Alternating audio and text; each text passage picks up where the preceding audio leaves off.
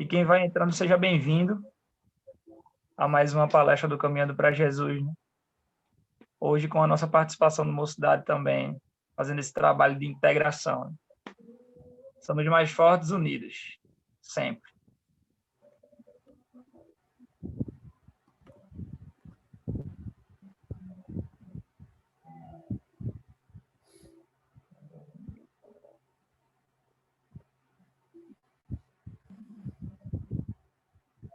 Pronto, vamos lá, né?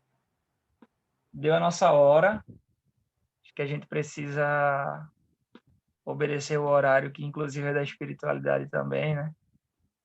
E na medida que a gente for fazendo a apresentação aqui, as pessoas vão se integrando e entendendo, né, o que vai acontecer hoje. Hoje a gente tem a marcação da 102ª palestra, né, do Caminhando para Jesus, tá? Hoje a gente vai ter a fala do nosso querido Fernando, que é descendente do Veloso, né? Nosso querido Fernando Marques, mais conhecido como Fernandinho. E aí ele vai trazer uma fala maravilhosa e muito esclarecedora sobre mediunidade. Vamos falar hoje sobre mediunidade, seus tipos e suas ramificações, tá certo? E aí, durante a semana, a gente coletou algumas dúvidas, né, das pessoas pelo nosso perfil do Instagram, como a gente comumente faz, para deixar essas dúvidas cada vez mais próximas de vocês, tá certo? Então, quando chegar no final da fala do Fernando, a gente vai trazer alguns desses questionamentos, tá? Para que vocês sintam-se contemplados com o que Fernando vai falar, ok? Então, mais uma vez, sejam bem-vindos à nossa live do Caminhando para Jesus e do Mocidade também, tá certo? Essa integração aí dos dois públicos. E aí, para a gente dar início, como todo e bom trabalho da doutrina espírita, a orientação é que a gente eleve o pensamento e faça aquela prece, né?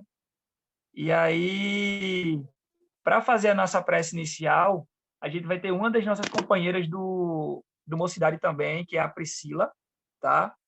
Que ela já está aqui a posta, né? Claro que Priscila nunca falha, né, Priscila? E aí, gente, é o momento da gente elevar o pensamento ao Cristo, elevar o pensamento à espiritualidade amiga, a seus guias, seus mentores, tá? É hora de lembrar de todos aqueles que se encontram enfermos, né?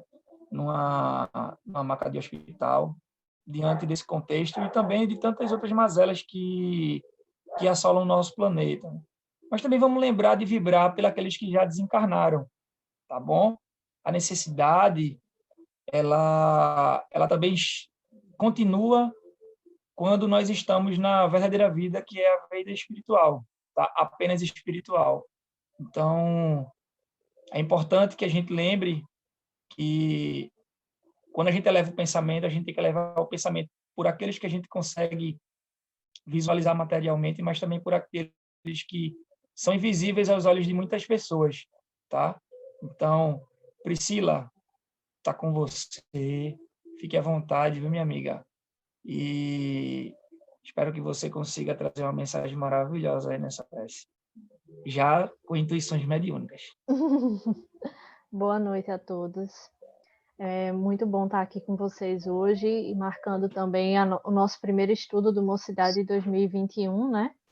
Fazendo aí essa conexão com o Caminhando também na palestra da nossa instituição. Então, vamos fechar os nossos olhos, entrar em vibração com a espiritualidade amiga.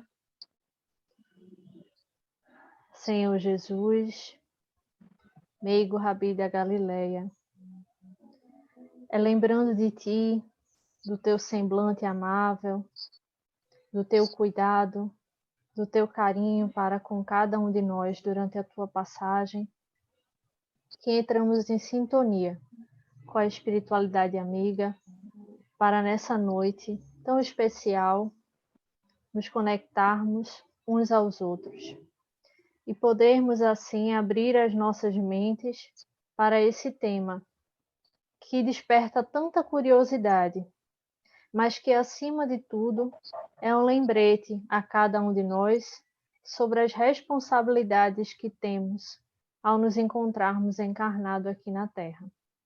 Que o nosso irmão Fernando, que com certeza trará muitas informações importantes e esclarecedoras, possa, através do uso da palavra, nos iluminar ainda mais, nos abrir o caminho para que consigamos, também com o auxílio do nosso amigo Weber, ao final desse estudo, dessa palestra, sair ainda mais inspirados para a prática da caridade, para a prática do bem. E com essas palavras, eu passo a palavra ao nosso amigo Weber para que possa dar iniciado mais uma palestra e um estudo da mocidade nessa noite. Assim seja. E que assim seja. Então, pessoal, depois dessa prece maravilhosa da nossa irmã Priscila, a gente vai dar continuidade, tá certo? A nossa palestra, a esse estudo maravilhoso. E aí, Fernando, a bola está contigo, tá certo? Fique à vontade para trazer tudo o que você acha que é necessário em relação a esse tema tão esclarecedor, tá bom? Eu vou aqui trocando mensagens com o pessoal, tá? Quem quiser mandar mensagem para mim no privado, manda, que aí, se rolar alguma dúvida, a gente pode tentar guardar e, dando tempo, levar para o Fernando também, ok? Meu amigo, uma enorme satisfação. Você é da casa, né, claro, mas é sempre maravilhoso poder contar com você, tá bom? Tá contigo. Boa noite, Weber. Boa noite a todos. Assim, é uma honra para mim estar fazendo esse estudo, né? Na verdade, é a primeira vez que eu estou participando efetivamente de um estudo através aqui do Zoom, né? Utilizando essa plataforma digital, onde, graças à espiritualidade que nos intuiu e nos colocou nesse trabalho, né? Para que a gente possa dar continuidade aos trabalhos do Caminhando para Jesus, usando esse meio, né? E hoje a gente já atinge a tantas pessoas e procurando sempre levar o esclarecimento a todos, né? E esse como a Priscila falou, é um tema bastante falado dentro da Casa Espírita, e eu sempre penso que a gente tem que procurar explorar todos os detalhes para que a gente possa entender muito bem todo esse processo da mediunidade, do ser médium, e é a partir daí que você consegue trazer uma luz para muita gente que não entende o que acontece com ela mesma, né? Existe uma série de sensações que algumas pessoas sentem e que não conseguem entender o que é que está acontecendo.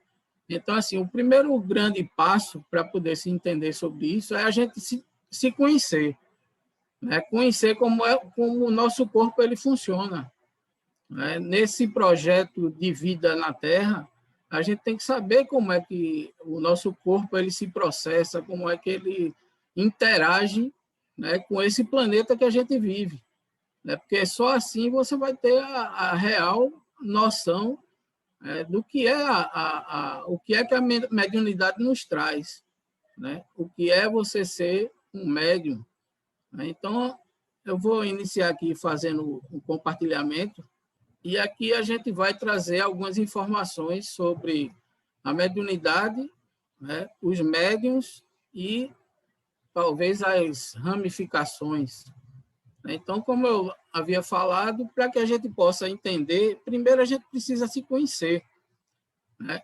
A gente precisa conhecer como é que a gente interage com esse planeta onde a gente vive, né? Não é só na nossa casa, não é só no nosso trabalho, é em todo canto onde a gente passa, né? A gente está entrando em comunicação com todos os ambientes, com todos os frequentadores desses ambientes, né? E nada assim mais esclarecedor, eu acho, do que essa imagem onde mostra, né, a questão dos chakras, que são os grandes centros de força que animam o nosso organismo, que traz a energia para o funcionamento do nosso organismo, né? E, essencialmente, vamos, assim, tentar entender o nosso organismo como sendo, né, o homem é um ser complexo, nele se combinam 3 elementos para formar uma unidade viva a saber, né? Então, basicamente, a gente é composto por 3 elementos, né? Que é bastante importante você saber disso e entender isso, né? Na verdade, hoje, a gente já até tem mais algumas informações que, entre o nosso corpo físico e a nossa estrutura vamos dizer assim, do espírito em si, do corpo mental, a gente tem 32 camadas, mas seria muito, iria demorar bastante a gente tentar explorar isso aí todo. Então, vamos, de uma forma mais genérica, procurar entender o homem como esses 3 elementos, né? Que seria o corpo, o envoltório material temporário que abandonamos na morte como um vestuário usado, né? Então, a gente sabe que quando a gente cumpre uma determinada sequência aqui na Terra, a gente precisa retornar à nossa verdadeira vida, que é a vida espiritual, e aí nós nos despojamos dessa matéria, desse corpo físico, né? A gente também é composto pelo perispírito, né? Que é o invólucro fluídico permanente, né? Por que fluídico permanente, né? Porque ele é feito de uma matéria que é interssenciada, né? Que a gente ainda não consegue exatamente ter a noção de como é esta matéria, mas é que reveste esse perispírito que dá forma ao nosso espírito, né? Que faz com que ele possa se tornar visível nesse mundo onde a gente está tendo essa experiência, né? Então, o perispírito ele nos dá a condição de interexistir, né? A gente ter várias existências aqui dentro da Terra. Através dele, a gente vai assumindo novas formações materiais e com novas necessidades, né? E aí a gente também sabe que, em alguns casos, quando a gente deixa de cumprir uma tarefa aqui no orbe da Terra e, porventura, vai cumprir o orbe em uma outra esfera, a gente adquire um outro perispírito. E aí é uma informação que não sei se todos sabem, mas é dito que como se fosse a nossa segunda morte, que é quando a gente se desfaz do perispírito que é utilizado naquele ambiente onde a gente está vivendo, e para poder ingressar em uma outra atmosfera, ele adquire um outro perispírito. Então, isso seria considerado uma segunda morte, onde ele vai mudar de padrão vibratório, né? Então, o perispírito é um invólucro fluídico permanente, invisível aos nossos sentidos naturais, que acompanha a alma em sua evolução infinita e, com ela, se melhora e se purifica. Ele é que dá essa condição de nossa história em cada existência ela ficar registrada para que a gente possa infinitamente evoluir, né? A alma, princípio inteligente, centro de força, foco da consciência e da personalidade. Então, esse seria o terceiro elemento, a nossa alma, que é revestido pelo perispírito e, através vamos dizer assim, do comando mental, né, o espírito ele passa as informações que são necessárias a cada nova existência e nós vamos adquirir um corpo material de acordo com a necessidade daquela experiência, naquele momento, né? E esse corpo material ele pode ser modificado de acordo com a necessidade do espírito, a necessidade de evolução daquele espírito. Então, a alma desprendida do corpo material e revestida do seu invólucro sutil, o perispírito, constitui o espírito, ser fluídico de forma humana, porque ele fala de forma humana, porque ele assume, né, a forma como nós conhecemos aqui na Terra, né? Então, talvez em outro órgão a gente vai ter uma outra característica, uma outra estrutura. E aí depende dessa nova necessidade. Liberto das necessidades terrestres, invisível e impalpável em seu estado normal. Então, no seu estado normal, ele não teria exatamente uma forma. Ele teria uma estrutura, né, que seria moldada de acordo com o ambiente onde ele vai ter a experiência, né? E aqui eu entraria também, para que a gente pudesse conhecer, a gente não vai tentar explorar todas as propriedades do perispírito, mas aqui eu separei pelo menos duas que eu acho bastante importantes. Eu vou aqui só citar as outras propriedades, que seria a plasticidade, né, que é a capacidade de adquirir formas, a densidade, né, a ponderabilidade, a luminosidade, que também é bem interessante, que através da expressão do perispírito, ele se torna mais ou menos luminoso. E é um fator bem importante para que uma forma da gente demonstrar a nossa identidade.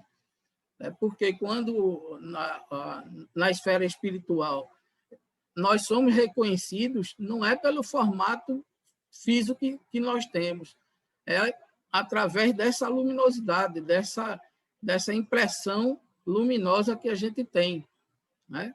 Aí vem a penetrabilidade, que é a capacidade de você penetrar entre vários corpos, tá certo? A gente atravessar algo que teoricamente seria impossível de você atravessar. Então, existe essa condição, tá certo? A perenidade, mutabilidade, que ele pode se modificar, que é outra coisa interessante, é que nosso perispírito, ao longo do dia, ao longo das semanas, ao longo dos meses, ele pode se modificar. A gente pode acordar com uma forma, com uma condição de perispírito, e de acordo com o que aconteça com a gente durante o dia, ele pode se modificar.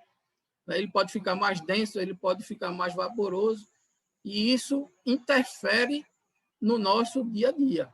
Unicidade, porque ele é único, não existe dois perispíritos para a experiência de um único espírito. Tangibilidade, você pode tocar, você pode sentir. A visibilidade, expansibilidade, capacidade refletora, ele pode refletir. A bicorporeidade, que também é bem interessante, que é através da bicorporeidade que ele vem dar a condição do desdobramento, que é você se transformar teoricamente em dois, é o seu duplo, né? Através do afastamento do perispírito do corpo físico, você consegue, de certo modo, ter uma segunda imagem sua, que é a real imagem, que é uma representação do nosso corpo físico. A gente sabe que é do perispírito que forma o nosso corpo físico. Sensibilidade magnética, aqui é bem interessante, que a gente precisa ter noção de que nós somos sensíveis à influência magnética. Então, é através do magnetismo, né, que você consegue alterar algumas propriedades do seu perispírito, algumas propriedades do seu corpo físico. A gente tem a condição de perceber o odor, então o perispírito ele tem a condição de adquirir, mediante a necessidade do espírito, um determinado cheiro. E aí a gente identifica quando uma determinada pessoa, estando na erraticidade, ela se apresenta num determinado local e ela pode trazer o cheiro que era característica daquela pessoa. Então, às vezes, a gente está num local e sente um cheiro e vê que traz à nossa memória a presença de alguém. A temperatura, que o nosso perispírito ele também existe a condição térmica dele, né? Mas eu gostaria de trazer a expansibilidade, uma das propriedades que eu acho bastante importante para você entender a questão da mediunidade e a questão de ser médium. Então, o perispírito intrinsecamente indivisível pode, entretanto, conforme suas condições, expandir-se, ampliando o seu campo de sensibilidade e também de percepção. Então, aqui são 2 pontos que eu acho bem interessantes, quando ele diz ampliando o seu campo de sensibilidade e também de percepção. Então, você, através da expansão do perispírito, você se torna mais sensível e tem a condição de perceber o ambiente com a melhor clareza, né? Com uma melhor definição, vamos dizer assim. Deve-se a essa propriedade extraordinários fenômenos de exteriorização da sensibilidade, comprovados e estudados por pesquisadores, né? É a expansibilidade do perispírito que faculta também, em outro grau, a deflagração do processo de emancipação da alma. Então, com essa condição que você pode, nos momentos onde você está em repouso, com que você se distancie do seu corpo físico. Você não vai abandonar o seu corpo físico em momento nenhum, né? Quando você chega a realmente se desligar do corpo físico, é no momento do desencarne. Mas durante a nossa vida, em vários momentos, num simples cochilo, muitas vezes a gente tem a possibilidade, através da expansão do perispírito, de ter uma experiência fora do corpo, né? E não necessariamente precisa de algo muito especial. É uma condição que é do nosso organismo e do nosso projeto aqui na Terra, que a gente vivencie tanto a matéria como o ambiente espiritual, né?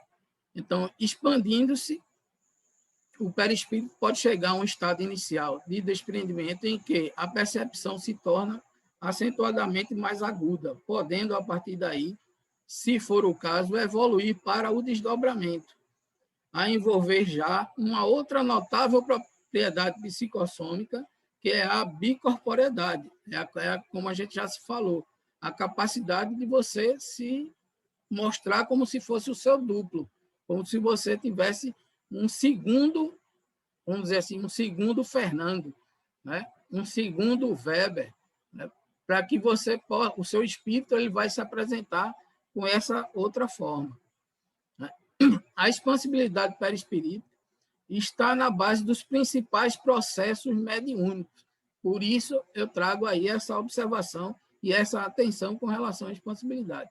Haja vista, por exemplo, que é a exteriorização do psicossoma que permite ao vidente a captação da realidade espiritual e que também, graças a essa propriedade, é que se torna possível o contato perispírito a perispírito, que marca o fenômeno da incorporação.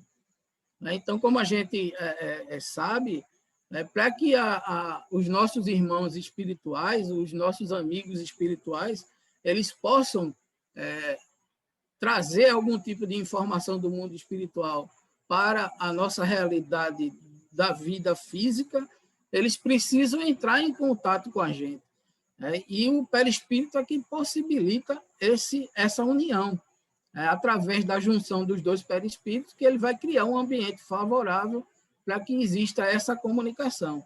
Além do perispírito, tem uma outra substância que é extremamente importante para o processo da comunicação, que é o ectoplasma. A gente vai ver um pouco mais à frente que é extremamente importante a presença do ectoplasma em vários efeitos que a gente pode observar, tá? Então, aqui eu trago uma imagem onde a gente pode, através da linha pontilhada, tentar entender um pouco essa expansão, né? Aqui você vê uma parte da expansão, teoricamente seria alguém que teria uma pequena possibilidade de expandir, uma condição de expandir o seu perispírito, e aqui uma outra imagem onde a gente vê a linha pontilhada circundando todo o seu corpo físico, onde ele totalmente vivencia a experiência do ambiente onde ele vive, né? E é através dessa expansão que você consegue captar as informações que estão ao seu redor. E para que isso aconteça, não necessariamente você precisa ser médium. A gente vai ver um pouco mais para frente que a nossa condição de vivência e de organização para viver no planeta Terra, ele dá essa condição, tá? Então, continuando aqui na propriedade do perispírito, eu trago também a informação sobre a sensibilidade global. O que seria essa sensibilidade global, né? Se, quando encarnado, o espírito recolhe impressões por meio de vias especializadas que compõem os órgãos dos sentidos, seriam os 5 conhecidos, sem o corpo físico, sua capacidade de perceber amplia-se extraordinariamente, né? Então, você aumenta a percepção, você vê e sente o ambiente de uma outra forma, com mais clareza e mais perfeição. Livre das peias somáticas, a percepção do meio que o envolve já não depende dos canais nervosos materiais, acontecendo como um registro global do perispírito, ou seja, uma percepção que o espírito realiza com todo o seu ser. Então, você, quando você está especificamente, vamos dizer, livre, um pouco livre do seu corpo físico, você tem uma percepção pelo todo. Você não tem um olho específico. Você vê, você enxerga pelo seu todo, né? Você não tem uma mão, você sente pelo seu todo, né? Você não ouve pelo seu ouvido, você ouve pelo seu todo. Então, você aumenta muito a sua percepção do ambiente onde vive. Assim, vê, ouve, sente, enfim, o corpo espiritual inteiro, independentemente mesmo da posição ou direção. Aqui acontece uma coisa bem interessante, que quando você vivencia uma experiência de dobramento, né, você vê as coisas muito nítidas e você não sabe, em muitos momentos, como ela se aproxima tão rápido. De repente, aparece aquela imagem muito grande na sua frente. Por quê? Porque não, você vê pelo seu todo. Então, a coisa fica muito nítida de uma hora para outra.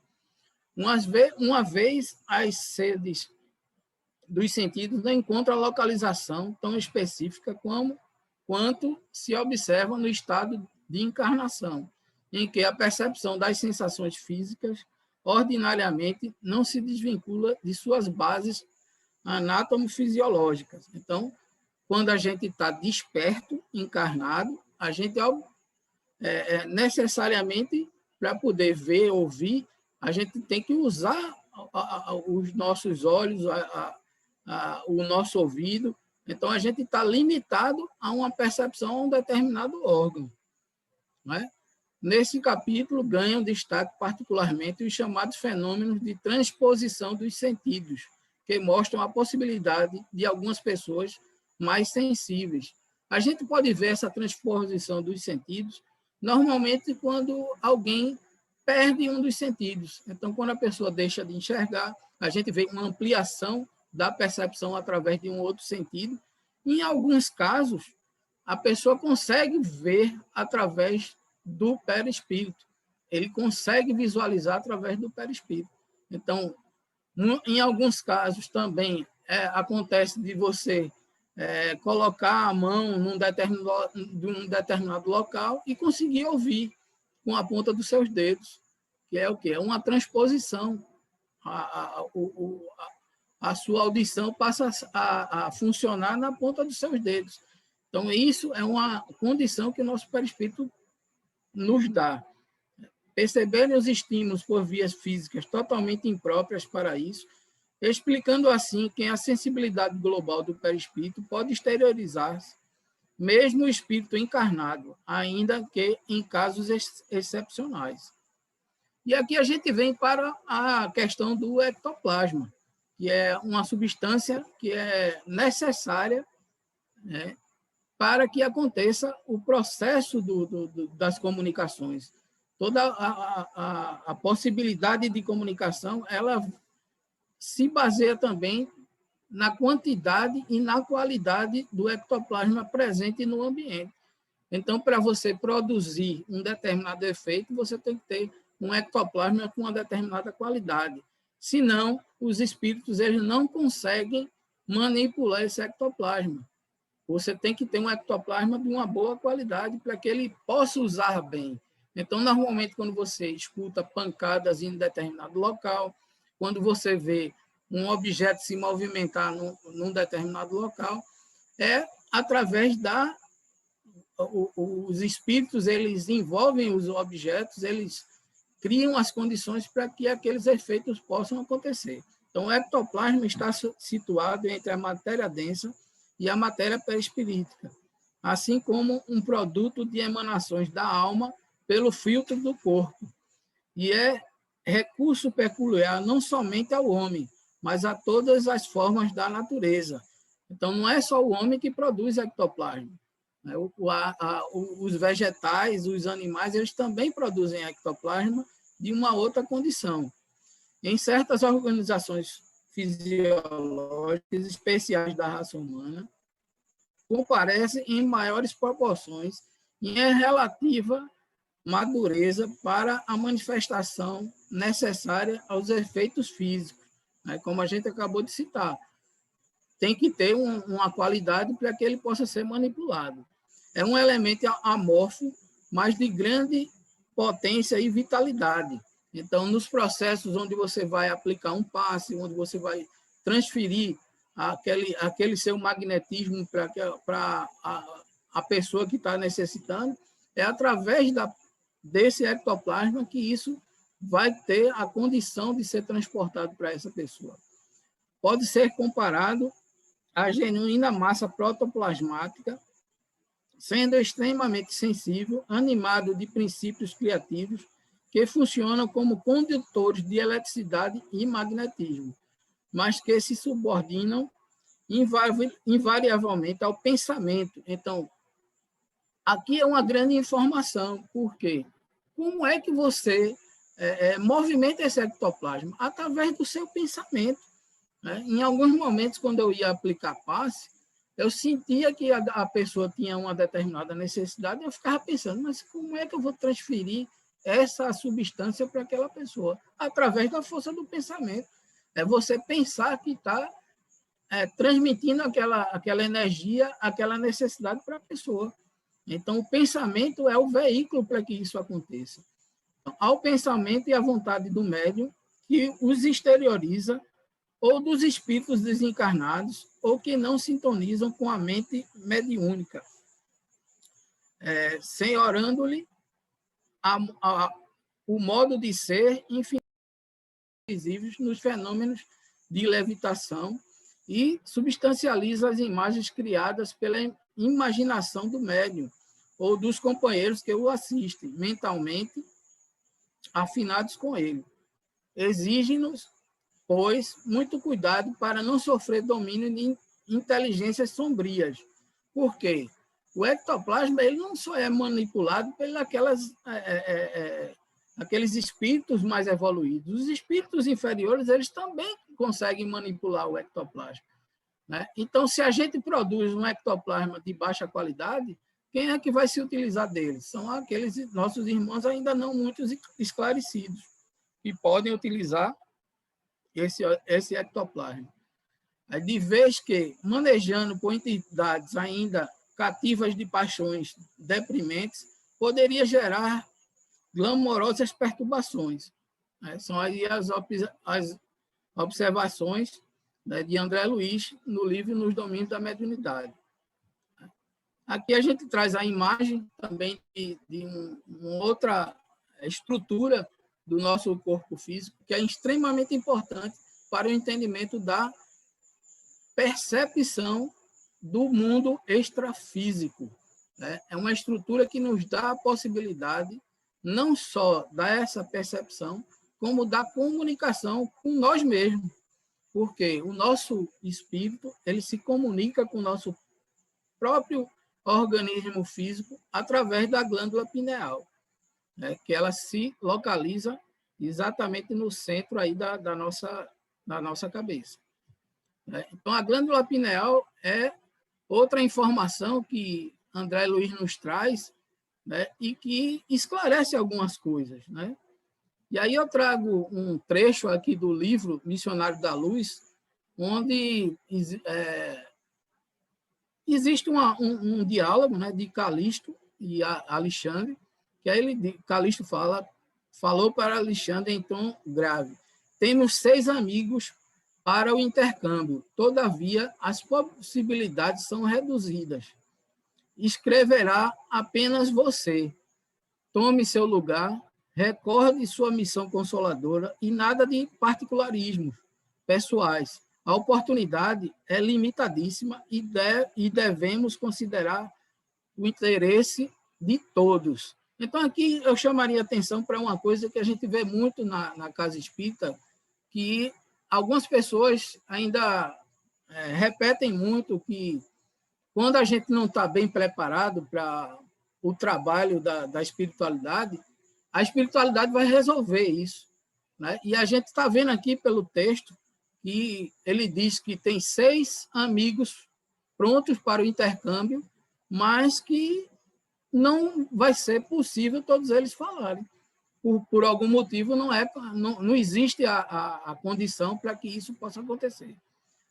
Aí, depois de cumprimentar-nos ligeiramente, Calixto postou-se ao lado do médium, que o recebeu com evidente sinal de alegria, enlaçou com o braço esquerdo e, alcançando a mão até ao cérebro do rapaz, toca-lhe o centro da memória com a ponta dos dedos, como a recolher o material de lembranças do companheiro.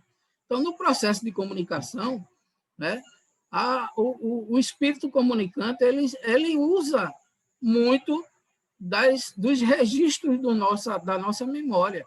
Tá certo? Ele precisa desses registros para que você possa exteriorizar. Pouco a pouco, vi que a luz mental do comunicante se misturava às irradiações do trabalhador encarnado. A zona motora do médium adquiriu outra cor e outra luminosidade. Alexandre aproximou-se da dupla em serviço e colocou a destra sobre o lóbulo frontal do colaborador humano, como a controlar as fibras inibidoras, evitando, quando possível, a desinterferência do aparelho mediúnico. Né? Ele estava ali fazendo um trabalho para que as emanações do espírito do médium não viesse a interferir na comunicação.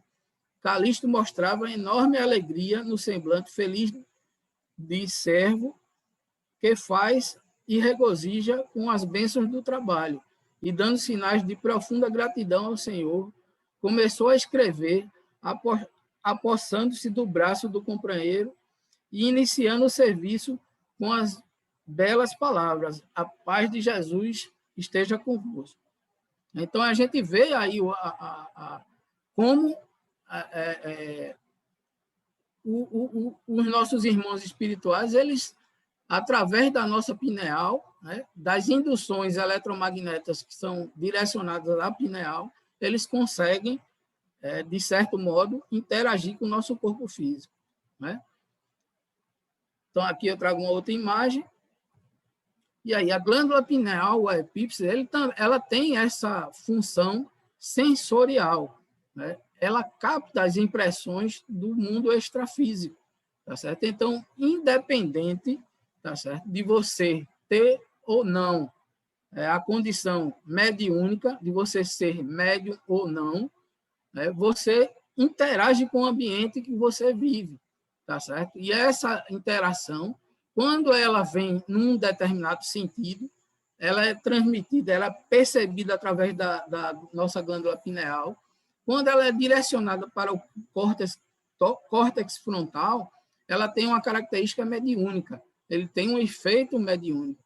E quando ela é direcionada ao nosso hipotálamo, ela nos dá um efeito clínico, né, que seria, para que a gente possa entender um pouco melhor, é aquelas informações que a gente sempre passa de que quando o nosso irmão espiritual está em algum problema, se ele tem algum problema no estômago, através das sensações que ele tem, ele pode transmitir essa sensação ao médium, né? E essas impressões elas são direcionadas através do hipotálamo, né? E quando ele quer falar ou ele quer ver alguma coisa, ele transmite essas sensações para o córtex frontal.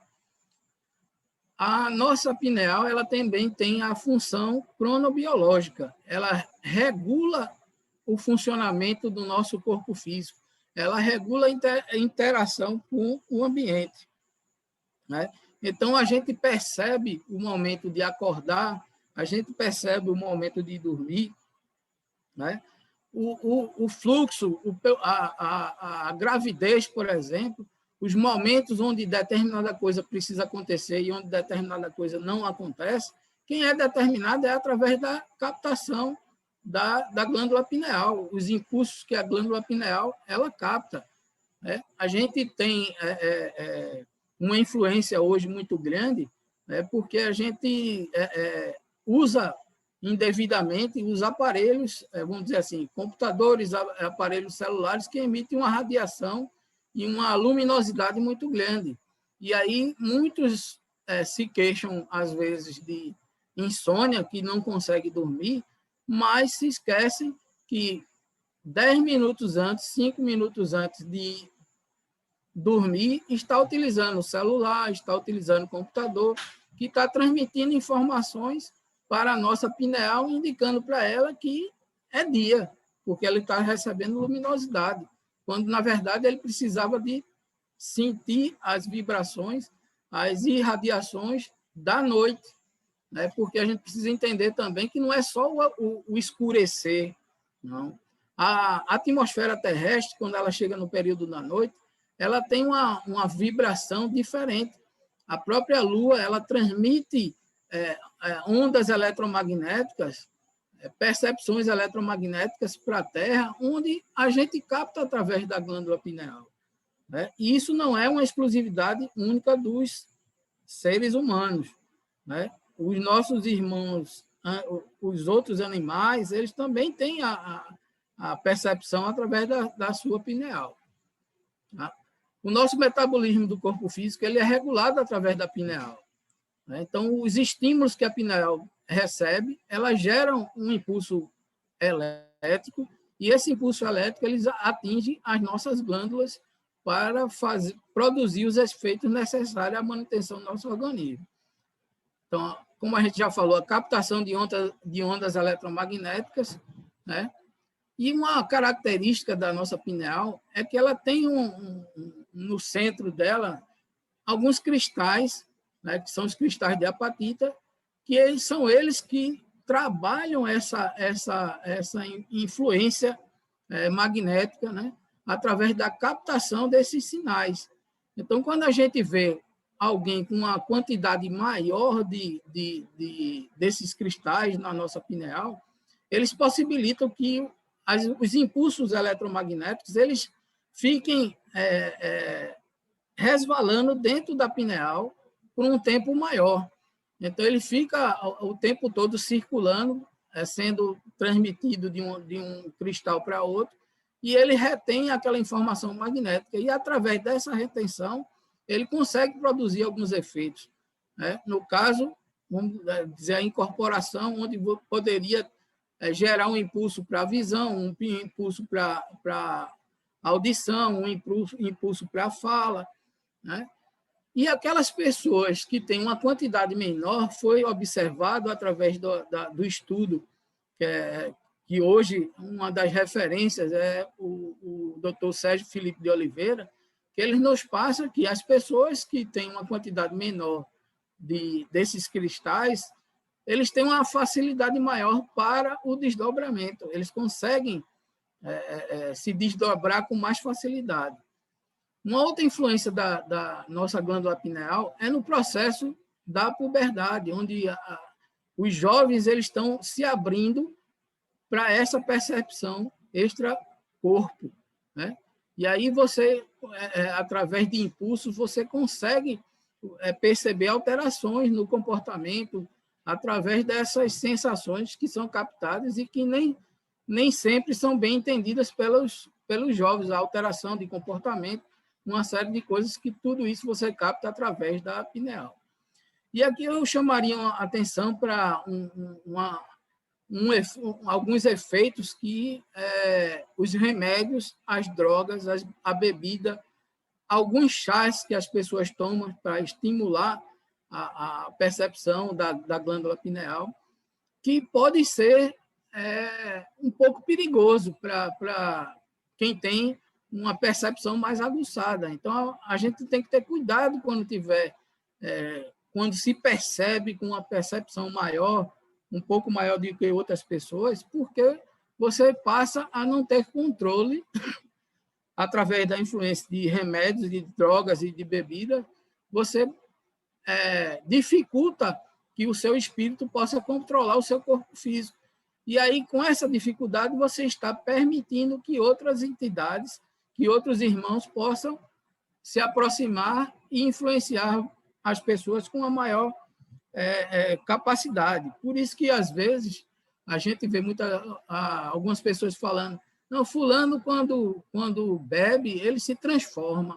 Realmente, ele se transforma, porque ele deixa de ser influenciado pelo espírito dele e abre a possibilidade de outros espíritos se utilizarem deles e incentivar ele a fazer coisas que, em seu estado normal, ele não faria. E aí entraria a questão dos remédios, pessoas que tomam remédios sem controle, né, das drogas, tudo que altera o seu estado físico normal vai alterar essa comunicação sua com o ambiente onde você está se relacionando. Tá? E aqui a gente traz algo que eu gostaria que prestasse bem atenção, porque existe uma dúvida muito grande com relação à sensibilidade e mediunidade. Né? No meu ponto de vista, eu acho que não tem como ter uma sem ter a outra. Tá certo? Para poder você ter uma sensibilidade, você tem que ter um pouco de mediunidade, né? Para que isso possa se desenvolver com mais clareza. E aí eu trago um texto aqui do livro, o livro Perispírito, e também do outro livro de Isalmino, que está me fugindo aqui, Teoria da Mediunidade, que ele traz essa observação. Relevante diferença há entre os conceitos de sensitividade ou impressionabilidade e mediunidade, embora se mostrem ambas com faculdades psíquicas irmãs inerentes ao ser humano. De fato, sensitividade é a capacidade de sentir e de registrar as vibrações dos espíritos que se aproximam. Aí aqui eu faria até uma observação que não só dos espíritos, a percepção do ambiente. Então, você registra as vibrações do ambiente onde você está.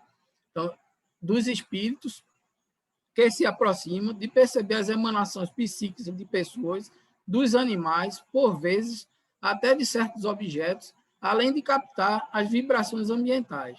Já a mediunidade é a faculdade de intermediar os espíritos, desencarnados ou encarnados.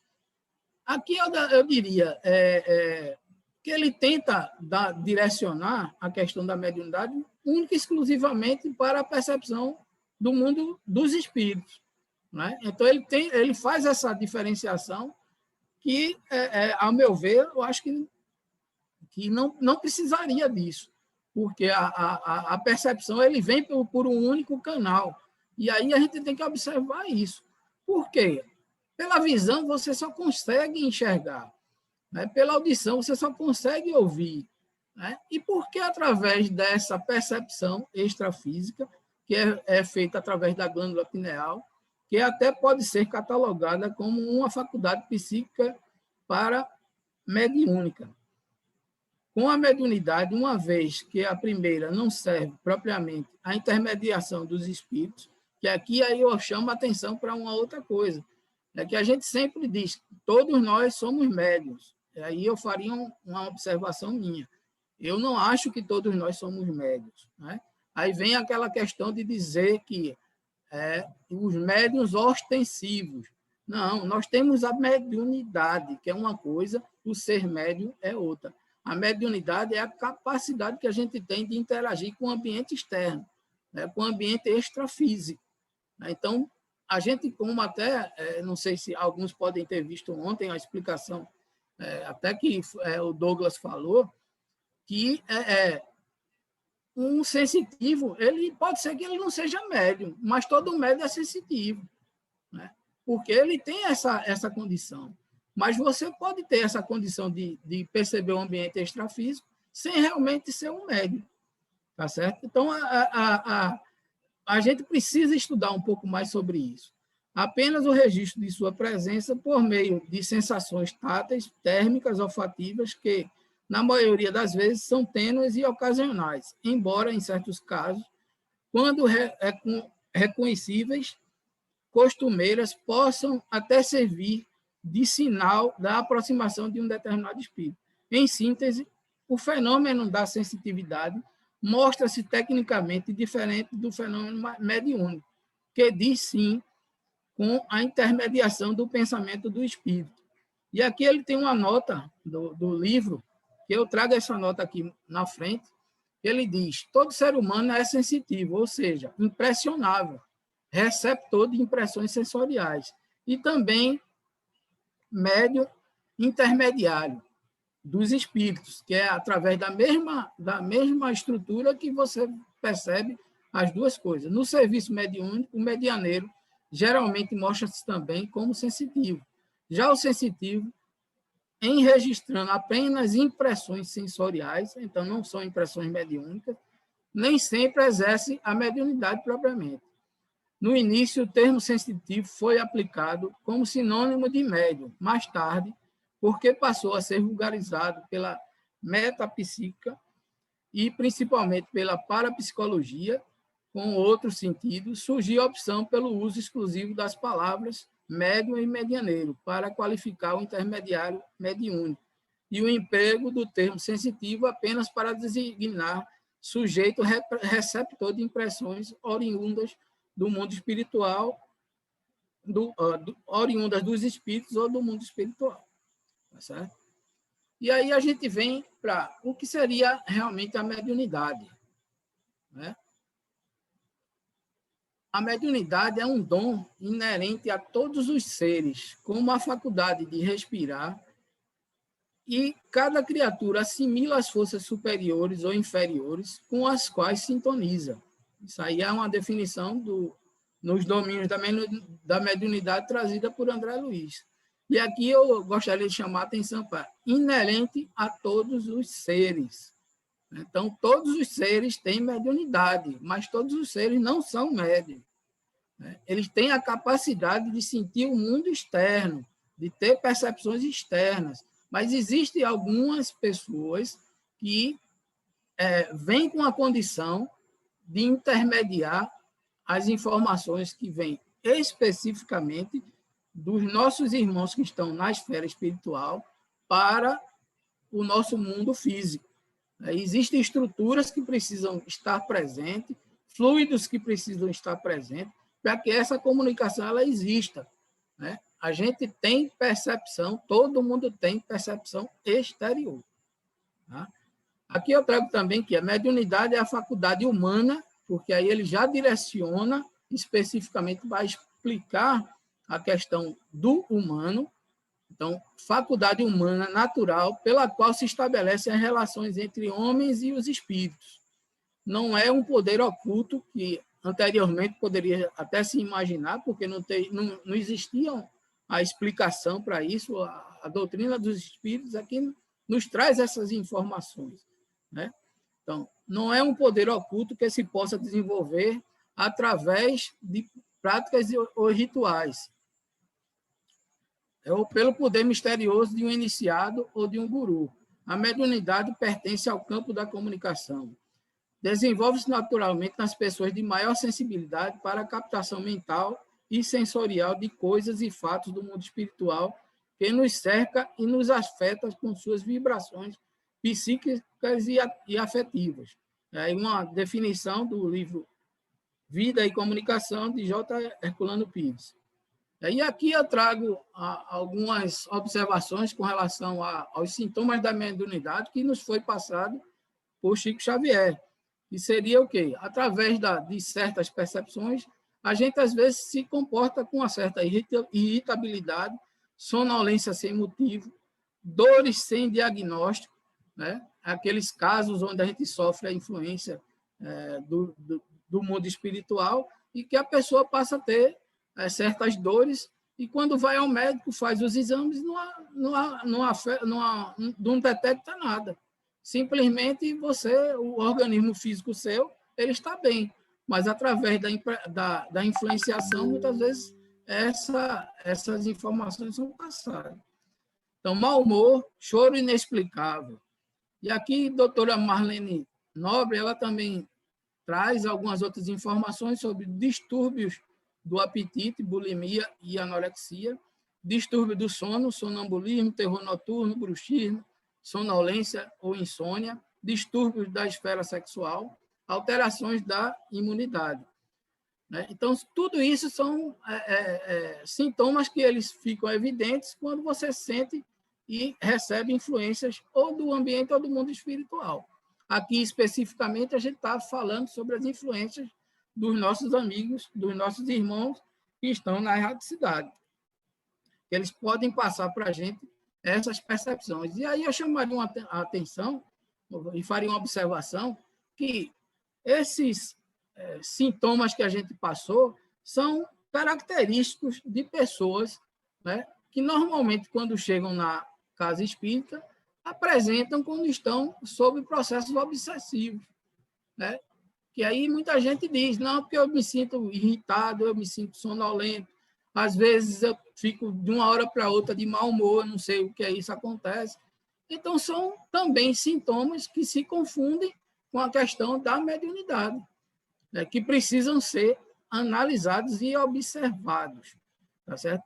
Gostaria também de chamar a atenção de que, para que a gente tenha algum tipo de, vamos dizer assim, de conclusão que possa afirmar algo que venha a dizer que seria uma influência espiritual, que aquilo que a pessoa está sentindo é única e exclusivamente um médium descontrolado, a gente precisa primeiro se cercar de todas as informações e ter todos os,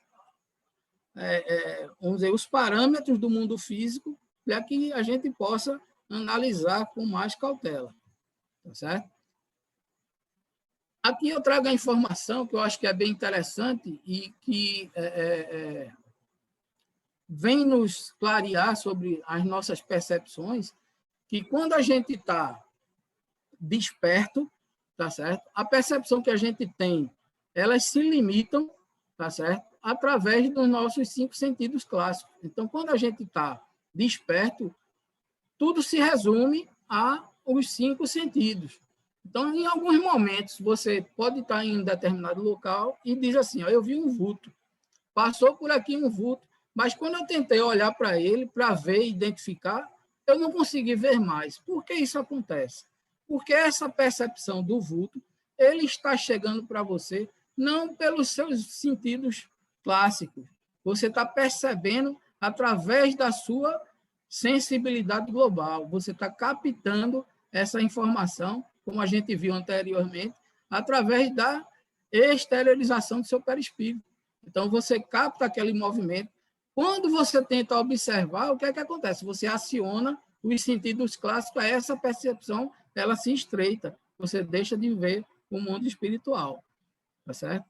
E aqui ele também, ele nos mostra que o nosso tálamo, ele funciona como se fosse a central de comando no nosso corpo físico. Então, todas as percepções do nosso corpo físico, elas são irradiadas para o tálamo, e do tálamo ele vai para áreas específicas do nosso cérebro, que é para poder ter a identificação do que é aquela sensação. Tá certo? Então, a central de comando, ela recebe o estímulo eletroquímico, e aí, a partir dessa chegada do estímulo no tálamo, ele transfere aquela informação para a área específica para poder você ter essa identificação, certo?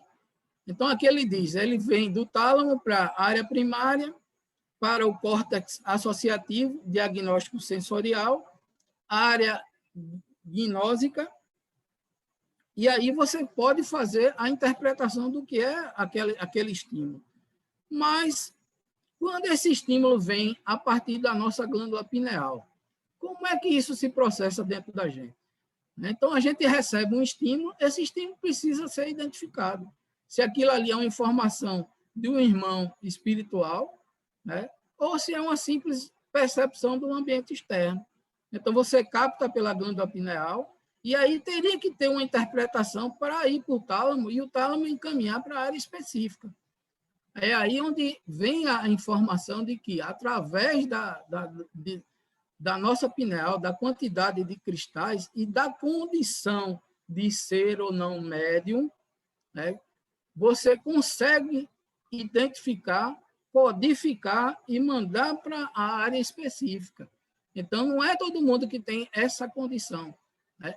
Especificamente aquelas pessoas que, vamos dizer aqui, usando a linguagem mais falada dentro das casas, que seria o médium ostensivo, né? Que aí eu diria simplesmente o médium, né? Porque precisa ter alguma coisa bem característica, ele tem que ter essa condição, né? Que era o caso de Chico Xavier.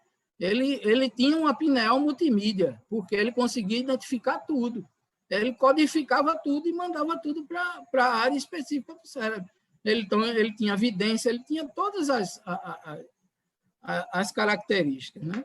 Então, ele conseguia identificar. Então, a pineal recebe o estímulo, transfere para o tálamo, e do tálamo ele vai para a área específica do nosso cérebro para poder ter a identificação.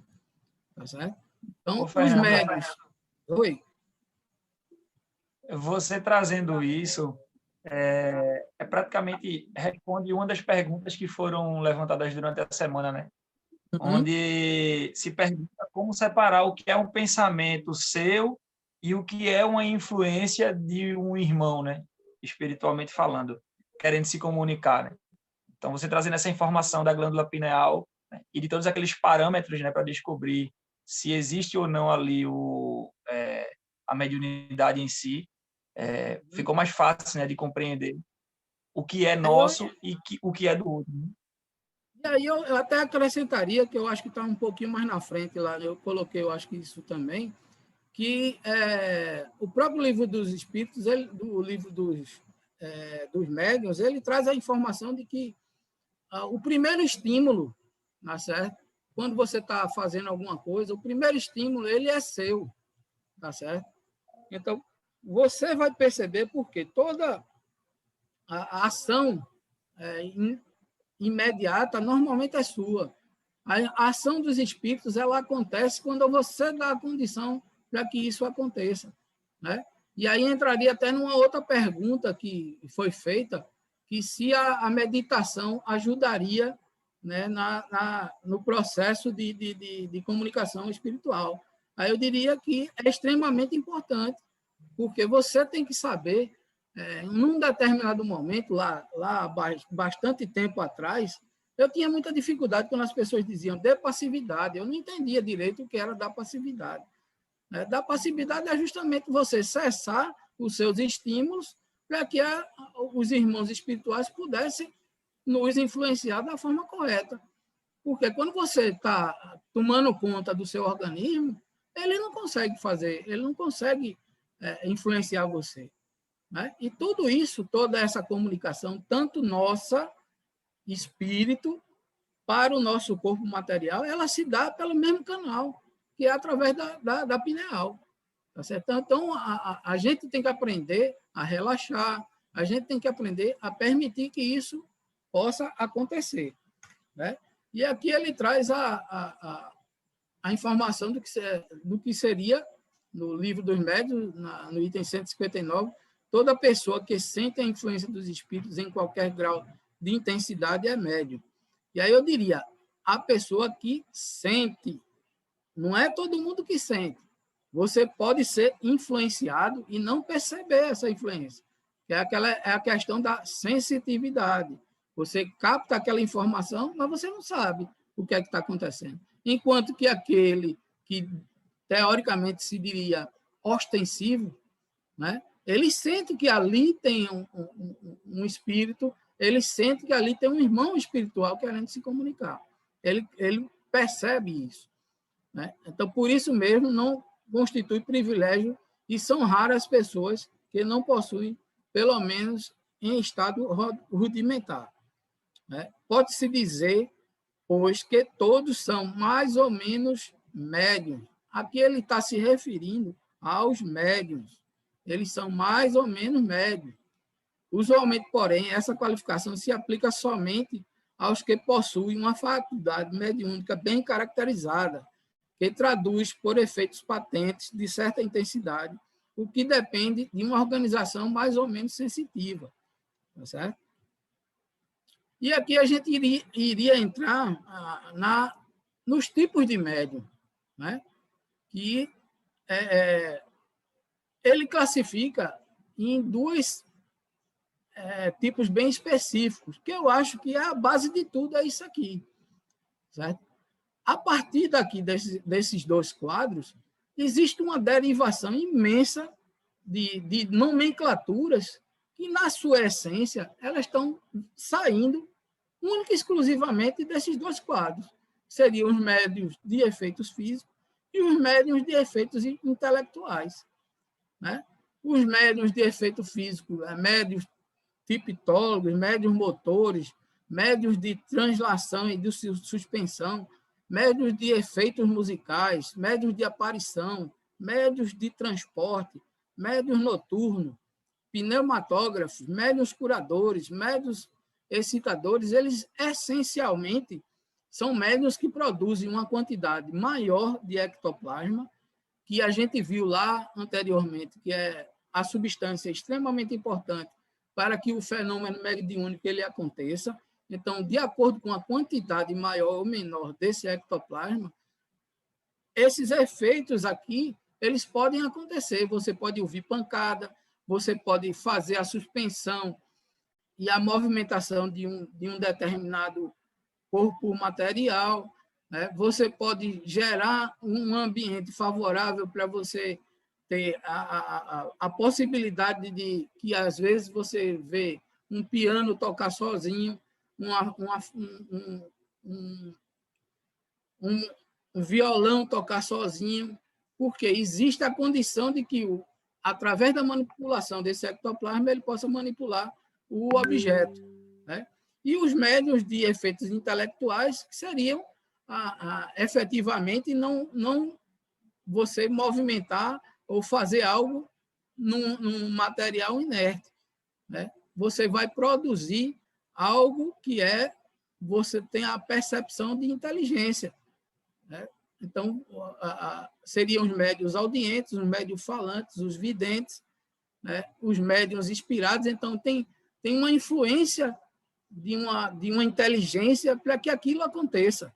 Ele não acontece aleatoriamente. Ele tem você vê uma inteligência que está ali passando alguma informação para você. Então, esses seriam os tipos dos médiuns que sofrem os efeitos de uma inteligência.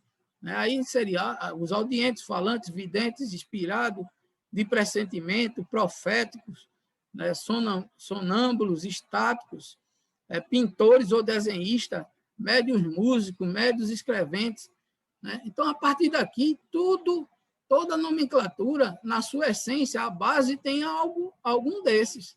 Né? Toda a base vai vir a partir desses dois tipos específicos. Né? E aqui eu diria médiuns escreventes ou psicógrafos, subclassificação, que poderia se estender para os médiuns falantes, os médiuns que a gente vê que, segundo o modo de execução, seria médiuns mecânicos ou semimecânicos, que você pode disponibilizar, através da influenciação, o seu corpo de uma forma mecânica, ou você pode ter essa percepção da movimentação, da condução, né? Médios intuitivos, você recebe as informações, médios polígrafos, médios poliglotas, que às vezes você recebe comunicação e você vê que aquele médio ele não tem condição nem conhecimento naquela existência sobre uma determinada coisa, sobre uma determinada língua, e de repente ele começa a falar, mas essencialmente existe um registro também no perispírito do médium que possibilita isso aí. Aí vem a derivação de, segundo o desenvolvimento da mediunidade, médiuns novatos, aqueles iniciantes, médiuns improdutivos que ainda não estão em condições de realmente produzir determinados efeitos, né? Médios feitos ou formatos lacônicos, explícitos, experimentados, maleáveis, exclusivos, para evocação, para ditados espontâneos, né? Segundo o gênero e a parcialidade da comunicação, médios versejados, médios poéticos, positivos, literários, incorretos, historiadores, então, cientistas, receitistas, né? Religiosos, filósofos e moralistas. Quer dizer, são derivações, são subclassificações que, na sua essência, vêm daquela, ou de efeito físico, ou de efeito inteligente, né? Então, vem dessas duas matrizes. Então, assim, eu me atenho muito a essa informação. Tudo que vem após isso são informações que vão chegando e vão sendo criados novas terminologias. E aí, mas, na sua essência, são esses dois. Aí, segundo as qualidades físicas do médium, aí vem médios calmos, médios velozes, médios convulsivos. Segundo as qualidades morais do médium, que aqui eu chamaria bem a atenção, né? Que tipo de comunicação você dá a possibilidade desses irmãos passarem através de você, né? Então, aí seriam médios imperfeitos, aí viria médios obsidiados, médios fascinados, subjugados, levianos, indiferentes, né? Orgulhosos, suscetíveis, mercenários, ambiciosos, de má fé. Quer dizer, você está se vinculando àqueles irmãos que ainda estão carentes de esclarecimento. Então, quem determina isso é você mesmo, como médium, né? Através da sua conduta, através das suas escolhas. Então, você vai ser bem assistido se você permitir que eles bem lhe assistam, né? Então, médios sérios e médios devotados, né? Aqui, tipos de médios e mediunidade, os inconscientes, que aí vem a questão do sonambulismo, que ainda é muito pouco estudado, que a gente precisa entender e conhecer bastante sobre essa qualidade, esse tipo específico de médio. Médio consciente, de intuição, de evidência, audiência, percepção olfativa, impressionabilidade.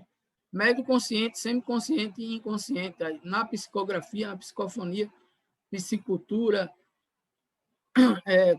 curadora de desdobramento, psicometria, de ectoplasmia. Então, existe uma série de classificações que hoje a literatura ele traz bastante esclarecimento com relação a isso. Mas, em suma, a informação que eu acho que é bastante importante é você saber como esses efeitos eles chegam até o seu corpo físico, e aí poder você separar o que é mediúnico e o que é sensitividade, para poder você ter esse esclarecimento, né? Aí eu traria fenômenos mediúnicos e efeitos físicos, a pneumatoglacia, uma série de telergia, somatização ou sematoplastia. Então, existe uma série de denominações que são a partir da essência daquelas duas classificações principais, né? Mediunidade captativa, que é as inspirações, receptiva, vidência, audiência, psicografia, sonambulismo, e modificação. Psicometria seria a percepção através da impressão de determinados objetos. Então, você impregna aquele objeto com determinadas informações e existem algumas pessoas que têm a condição de captar essas informações.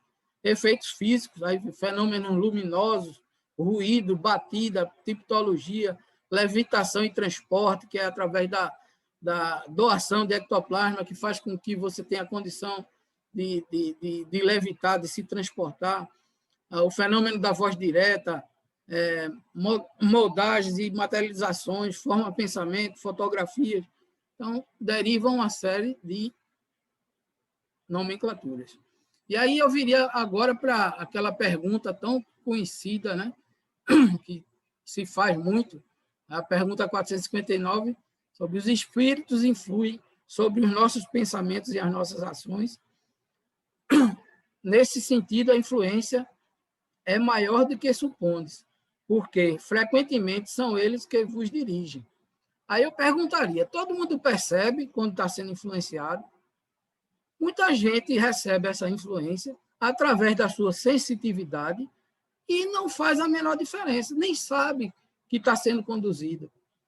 Enquanto que aqueles irmãos que são os ditos médios ostensivos, que para mim são os realmente médios, eles percebem a influenciação, eles sentem essa influenciação, né? Você, muitas vezes, no seu dia a dia, recebe aquela informação, mas você não percebe, não conseguiu captar direito, né? Que é a sua sensitividade que está trazendo para você. Enquanto que o médium, realmente, ele sabe que existe a presença do espírito. Ô, Fernando, né, nesse caso que você está trazendo, teve uma das perguntas que foi a pessoa justamente querendo saber se existiria, no caso dele, a mediunidade, quando ele só consegue captar os desarranjos. E aí, diz que tem essa dúvida de saber se é mediunidade ou não, quando ele só consegue captar esses desarranjos. A gente precisaria saber exatamente o que se refere a esse desarranjo, porque esse desarranjo pode ser muita coisa. Pode ser alguma impressão que tem num determinado ambiente, pode ser muita coisa, para poder a gente saber exatamente se a pessoa tem uma percepção mediúnica ou não. E aí, existe uma outra coisa que muita gente, às vezes, me pergunta, como é que sabe se a pessoa é médium ou não? Existe alguma receita? No meu ponto de vista, não. A única forma que você pode identificar realmente se você tem a condição de ser médium ou não é através da experimentação. Por isso a importância do nosso desenvolvimento mediúnico, daquele trabalho que a gente faz nas quintas-feiras, de orientação àqueles que estão começando e acompanhamento daqueles que já estão vivenciando o processo mediúnico. Por quê? A vida toda a gente vai aprender, porque ninguém vai saber de tudo. O tempo todo vai ter. Nós estamos vivenciando uma mensagem progressista, é uma mensagem que ela é infinita, ela vai estar sempre trazendo novas informações. Agora, a gente também tem que dar a condição dessa informação chegar. A gente tem que dar espaço para que essa informação chegue. E aí a importância da orientação e de você se conhecer, de se desenvolver. Não é? Aqui eu continuaria na pergunta 467. Pode o homem se afastar da influência dos espíritos que o incitam ao mal? Claro que a gente pode. Através do quê? Da nossa conduta. Lá atrás a gente viu que se falou sobre o filtro da comunicação. Quem é que faz o filtro da comunicação? Somos nós mesmos. Somos nós que dizemos qual é o tipo de influência que a gente vai ter. E aí ele responde sim, porque eles só se ligam aos que os solicitam por seus desejos ou os atraem por seus pensamentos. Né? Então, muitas vezes a pessoa chega e diz, não, porque eu não quero isso, eu quero que tire de mim, mas é ele mesmo que está atraindo. Não é? Então, se a gente mudar a nossa forma de pensar, você se equilibra. né, você deixa de receber a influência daqueles que ainda estão sem o esclarecimento. Você passa a se conectar e a dar condição de espíritos que estão ali o tempo todo ao nosso lado, né, que nossos guias, nossos protetores, eles estão o tempo todo querendo nos ajudar. Agora que a gente dê a condição deles nos ajudar, né? E aqui eu encerro aqui essa nossa conversa, trazendo a informação que todos nós somos seres de luz em constante evolução, né? Então, nós estamos vivenciando uma mensagem de evolução, uma mensagem que traz coisas novas o tempo todo, né? Porque muito a gente ainda precisa conhecer, né? A gente precisa abrir a nossa mente e entender exatamente o que é que acontece com cada um de nós, né? Então, essa seria a mensagem que a gente traz para todos nós na noite de hoje. Então, poderia agora tentar responder um pouco das indagações, né? Questionamento, né? A gente teve um aqui muito interessante, que é uma dúvida de muitas pessoas, né? Inclusive até no termo que é utilizado. E a pergunta foi a seguinte, né? Até que ponto a gente pode distinguir a mediunidade do animismo? Acho que seria até legal você trazer o que seria esse conceito de animismo, né, para as pessoas que estão aqui assistindo a gente. O conceito específico, no meu ponto de vista, de animismo, ele é meio distorcido dentro do movimento, dentro da casa espírita. Muita gente fala de animismo, mas, na verdade, o que acontece é interferência, né? É o médium interferindo na comunicação. O animismo, ele, muitas vezes, você, como médium, nem percebe que você está tendo algo anímico. O que é exatamente? É você vivenciar um problema do passado que não foi resolvido e que, naquele momento de concentração, de exteriorização, você abre a condição daquela informação vir. E aí você começa a passar aquela informação, mas não tem nenhum irmão espiritual comunicando. É você mesmo resolvendo algo do seu passado. Aí se confunde quando, no processo do mediunismo, alguém quer fazer uma crítica, alguém quer melhorar a comunicação. Às vezes a entidade está passando uma informação, é alguém que acha que é mais sabido do que aquele que está comunicando, ele muda alguma coisa, né?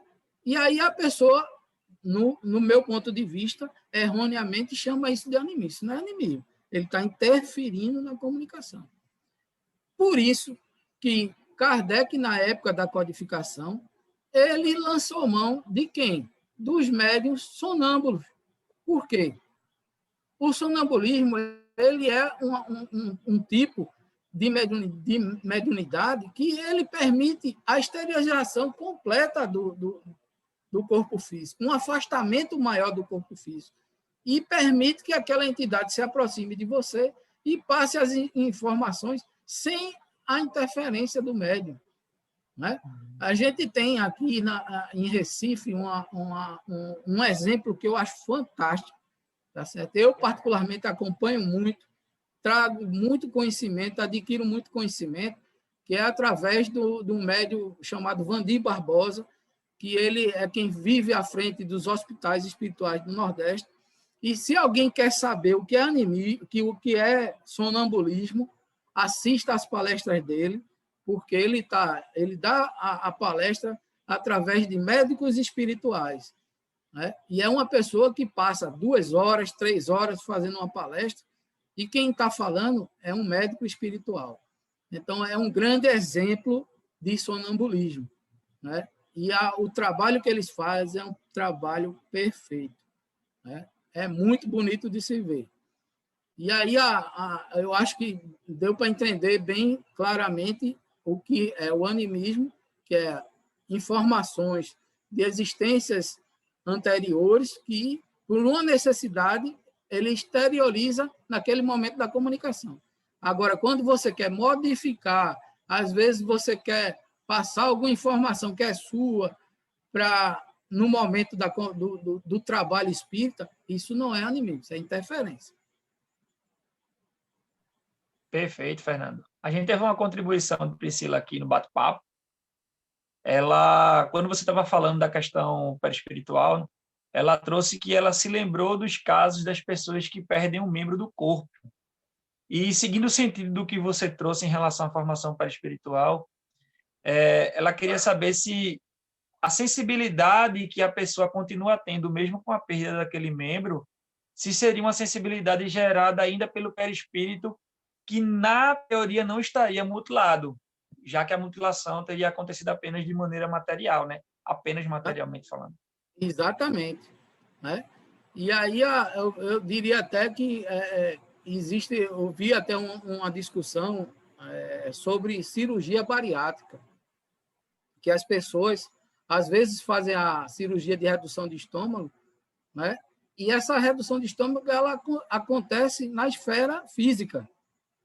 E o estômago espiritual, que é comandado pela nossa mente, ele precisa ser cuidado. Então, um dos processos mais importantes no processo da cirurgia bariátrica é cuidar da nossa mente, que nós é que comandamos o nosso corpo, né? Então, eu preciso mentalmente reduzir o meu estômago. Então, não adianta você simplesmente tirar uma parte do seu organismo físico que vai resolver o problema. Não, tem que cuidar da mente, né, para poder ter resultado. Perfeito, perfeito, Fernando. Não tivemos, né, mais contribuição aqui. Quer dizer, na verdade teve. A Luiz fez uma contribuição agora. Deixa eu ver aqui, ó. E aí ele concorda com você, né? Por isso que se recomenda o apoio psicológico nesses casos da redução bariátrica, né? Extremamente importante. Eu acho que é imprescindível. Perfeito, perfeito. A gente tem uma pergunta, Fernando, que foi feita, e aí ela vai ser uma pergunta que vai ser muito interessante e que meio que vai ser uma antecipação do que a gente vai poder fazer no nosso último sábado de fevereiro, né? A gente teve uma contribuição de uma irmã perguntando como proceder com a mediunidade na infância. O que é que tu poderia trazer como contribuição para esse questionamento? Eu acrescentaria também, que sempre é muito perguntado, na questão da gestante também, né? O processo do mediunismo, ele movimenta muitas energias, né? E essas energias, elas interferem muito no nosso corpo físico, tá certo? Então, assim, eu acho de uma imprudência muito grande você tentar fazer com que uma criança ela venha a participar de processos mediúnicos, tá certo? Em alguns casos específicos, ela é um espírito tão preparado, um espírito tão evolutivo, que naturalmente ele já vem pronto. Mas, na maioria das vezes, ele está em desenvolvimento. Então, uma outra informação que é sempre dada é que o espírito ele completa a sua encarnação a partir entre 7 e 12 anos. Por que ele completa a sua encarnação entre 7 e 12 anos? É porque o nosso corpo físico ele só está pronto nessa idade. E aí a gente tem que lembrar que nosso perispírito ele é ligado ao nosso corpo físico, molécula a molécula. Então, se o meu corpo físico ele só está 100% pronto a partir dessa idade, então a criança ainda não tem condição de se envolver com esses processos, a não ser que exista, como eu falei, um espírito de uma condição evolutiva, que aí eu traria uma informação do nosso grande mestre, doutor, João Guilherme, que sempre nos passou que a mente maior ela domina a mente menor. Então, se é um espírito que tem um conhecimento, ele já traz isso numa condição que ele mesmo ele se desenvolve sem afetar o corpo físico, a gente vai perceber, né, na criança isso. Mas, se a gente não tem essa certeza, a gente não deve trazer crianças nem gestantes para o trabalho mediúnico. Até um simples passe, no momento que você identificar que você é gestante, você já está participando de um processo de reencarnação. Então, você já está dentro de um processo de reencarnação. Então, precisa se cuidar e fazer com que aquele processo ele se complete da melhor forma possível. Perfeito, Fernando, a tua explanação. E aí eu vou contribuir ainda mais. Você, se estiver com alguma criança próxima a você ou algum familiar que esteja com essa necessidade mediúnica, leva ela para o centro. A nossa evangelização, o nosso sábado de educação espírita, ele Perfeito. também é ali um espaço montado para a formação dessa criança, tá certo? Então, ela vai poder trabalhar e vai poder renovar essa energia dela de uma maneira muito mais preparada para ela, tá certo? Então, a gente tem um funcionamento do passe, tá? Então, procura a direção da casa, procura a coordenação do DIGE, que a gente está aqui para poder acolher, tá certo? Em alguns casos, um familiar, um pai ou a mãe, ela pode fazer o tratamento pela criança. Sim. E a criança vai ser assistida da mesma forma. Exatamente. Fernando, a gente passou aí, acho que 2 ou 3 minutinhos, né, do nosso horário, mas teve um questionamento aqui super interessante em relação à mediunidade, que eu gostaria que você desse uma explanada antes da gente passar a palavra para o Erasmo, e o Erasmo fazer a prece final, tá certo? Teve uma contribuição falando sobre a mediunidade em relação aos animais. Aí trouxe o exemplo de um cão na vida da pessoa. Eu gostaria de saber se existe realmente, como é que seria essa relação dessa mediunidade, né? Dessa integração humanos e animais. A gente vai lembrar que no nosso discurso a gente falou que uma das mensagens trazidas é que a mediunidade ela é inerente a todos os seres, né? Então, todos os seres têm mediunidade, mas não são médium. Não pode confundir essas duas coisas. A mediunidade, nesse caso específico, ela está dizendo da sensitividade. Então, os animais eles são sensíveis à percepção extrasensorial, à percepção extrafísica, né?